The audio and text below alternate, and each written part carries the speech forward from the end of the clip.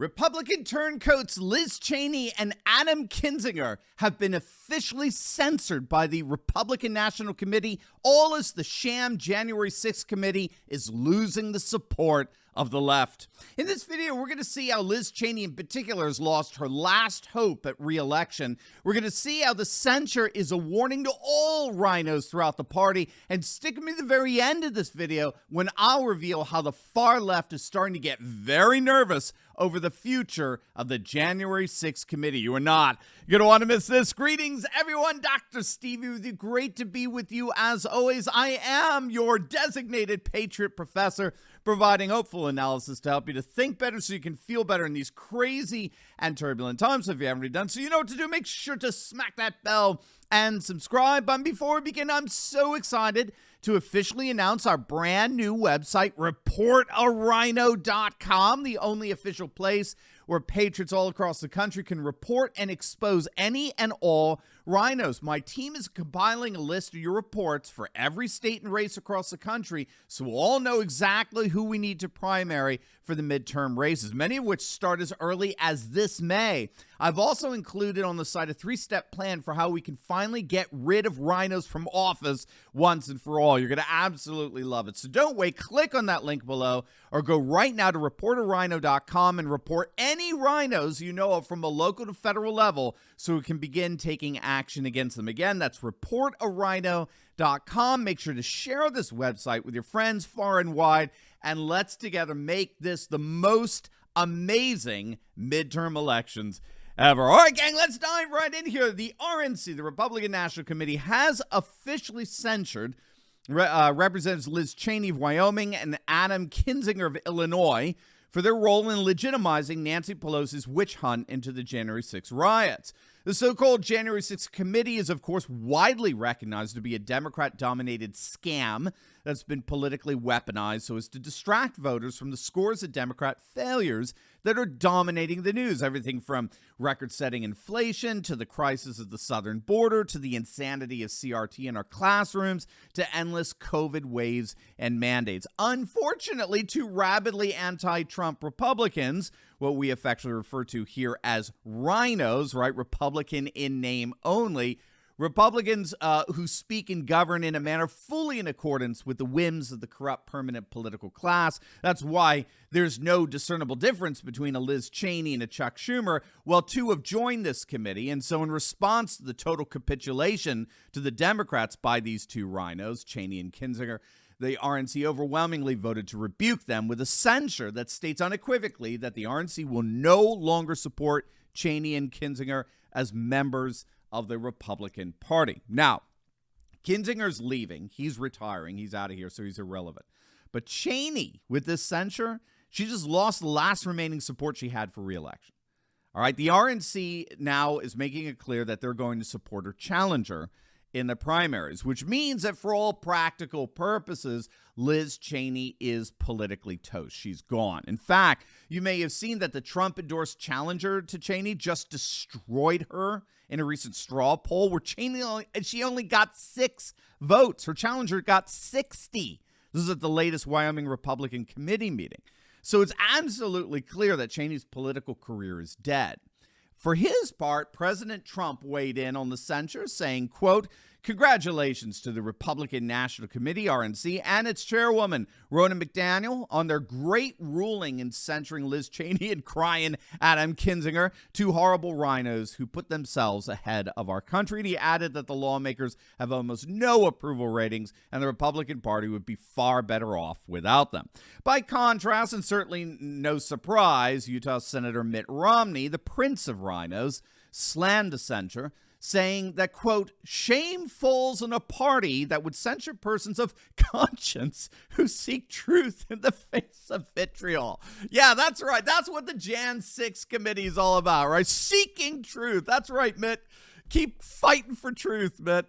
Now, comments like these, in my estimation, throw into relief what's really key to this censure. The censure by the RNC was huge precisely because it brought to the surface unambiguously a number of rhinos that would have otherwise remained somewhat hidden under the radar, as it were.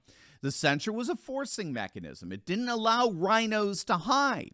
in addressing their position on the censure, it forced to the surface those Republicans who are literally unidentifiable from Nancy Pelosi and Chuck Schumer. Take, for example, the nonsense spewed out from the increasingly woke editors at National Review. Now, remember, National Review was once the standard bearer of conservative thought. Well, those days are far gone. The so-called editors printed a stinging rebuke of the censures of Cheney and Kinzinger, saying that the censure was, quote, both morally repellent and political malpractice of the highest order. Quote, the action of the mob on January 6th was an indefensible disgrace. It is deserving of both political accountability and criminal prosecution. Aspects of it are also fit subjects for a properly conducted congressional inquiry. It's wrong to minimize or excuse what happened that day. But here's the problem for these editors over at National Review. There's not that much of a difference between what they wrote about the censure and what the far-left activists over at Salon.com are writing. We might want to call this the Joe Scarboroughization of our Republican elite. Scarborough, of course, was once a rising star in the Republican Party, but since leaving politics and joining the ultra-left MSNBC, his rhetoric has become indistinguishable from the far left.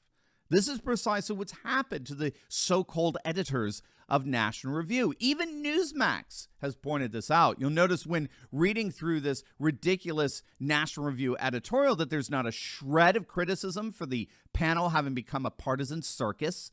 There's not a whit of denunciation of Pelosi's refusal to allow Republican leadership the right to appoint the panel's minority members. There was no criticism of Pelosi's failure to bolster Capitol security on January 6th. There was no call for comparable congressional hearings into the George Floyd protests or any hint of denouncing the Democrats' embracing of those riots. Again, Nancy Pelosi could have written this op-ed from National Review.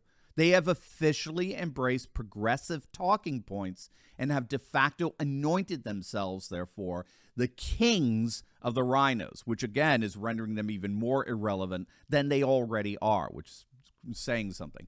A Rhino, by definition, is a defender of the status quo. A Rhino, by definition, refuses to fight. They refuse to fight against the corruption of the permanent political class on behalf of the people, and hence they parrot permanent political class talking points. That's why there's no discernible difference between the way a Rhino speaks and the way a far-left Democrat speaks. And that's exactly what we're getting from the cosmopolitan elites over at National Review. Now, unfortunately for them, the January 6th committee appears to be collapsing, at least in terms of any significant political effect. But first, gang, hey, check out this t-shirt, right? It's Rhino Hunting Month here at Turley Talks, but you can make every month Rhino Hunting Month by visiting our merch store where you can spread Patriot cheer as well as support this channel. So make sure you click on the link below to check out some of the best merch and gear out there. And I can't thank you enough for all the support you give to this channel.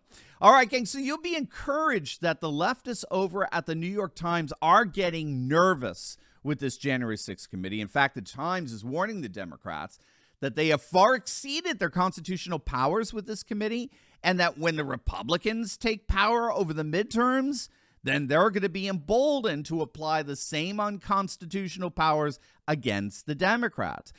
At issue for the Times is whether Congress can be used to develop evidence that could then be could prompt a criminal case against President Trump, even though Congress has no authority to pursue criminal charges.